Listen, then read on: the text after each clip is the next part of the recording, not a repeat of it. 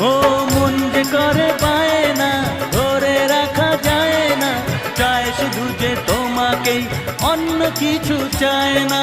জানাই তোমাকে তা দুটি চোখের ভাষা, এই তো ভালোবাসা।